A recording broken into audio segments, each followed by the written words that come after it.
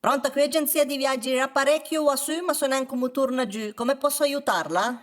Buongiorno, io volevo un consiglio su qualche meta turistica. Eh. E te già che idee o te chiamami per farmi perdere du tempo? No, chiedevo appunto un consiglio. Ecco. E quanto Eh. tu rispende? Ma non so, vediamo quali sono le mete migliori e il prezzo che hanno. Vabbè, ma sarà che chi può che piace, no? Fa se. Ma guarda, posso parlarti in piemontese? Ma fa che cazzo tu hai, basta che dogni nandi. Vabbè, allora mi sarei più su mende in Malawi. Ecco, lì tu sconsigli perché in Malawi, Ah, tanti su Malawi. Malawi. eh? Lo dice anche il nome. Allora in Qatar? E lì invece i soliti costipi, e infatti tu hai anche un po' di Qatar.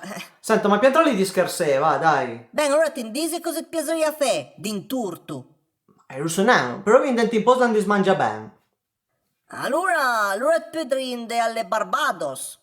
Ah, Lì ti fai del Barbados. ma tempi perché? Beh, volendo anche il Perù.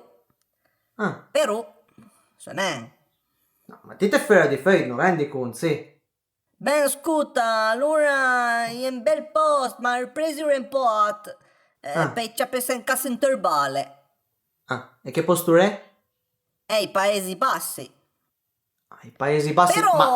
Però sarebbe anche un posto per il combattimento tra galli. chi se ne frega, non mi interessa neanche. E comunque era in Portogallo, ma quanto che Ah, porti a preso in Galles, ma sdut fa manca in tre. come? Portogallo. Ah, e scommetto che mangio anche un tipo di frutta? E quale? È il Portogallo. Senta, mi sono in sì per farmi pied balladatina, eh? Mi devo No, travagliare pantalon. ma siete te che continui a sparare cazzate, dai, ma mi c'è da un'altra parte. No, ti prende tra pienter cu. No, allora aspetta! Oh, dammi giù il telefono!